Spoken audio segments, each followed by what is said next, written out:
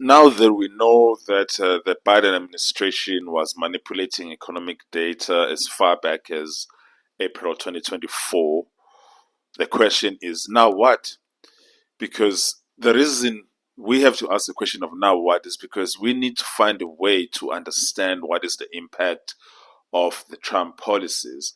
And it's very difficult for us to understand the impact of the Trump policies when the data that we are seeing is not necessarily due to the Trump policies, but is due to the shape of the economy as it was when he got it. Because if he got the economy in a recession, then it appends all the assumptions that we had in terms of assessing his policies, especially the tariffs.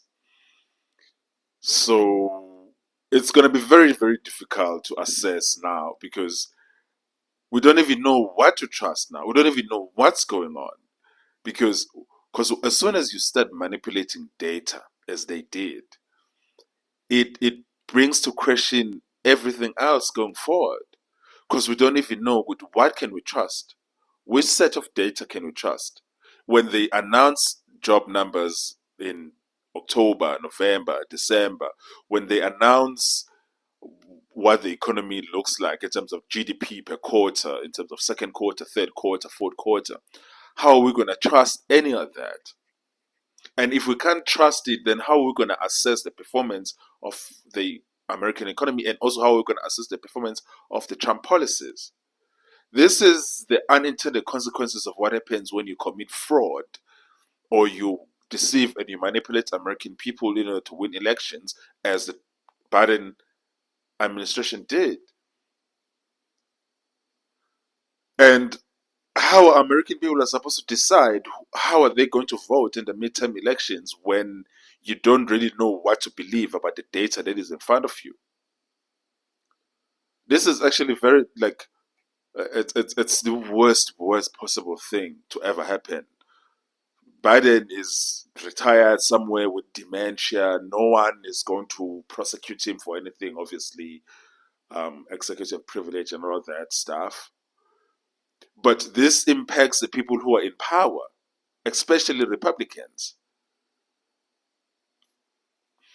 And also, how is the Fed supposed to know when to cut or keep the interest rates at the same level when the data that we have is false? Also, how is Congress supposed to act when the data that we have is also not accurate? It affects, excuse me, it affects absolutely everything. Everything is affected by this um, fraud. Ja. And it's bad, man.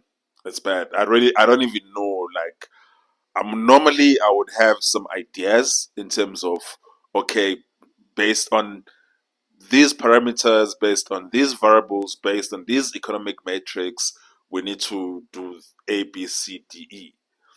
But when the actual data that we have is found to be not true and being manipulated, then we get into a state of decision paralysis.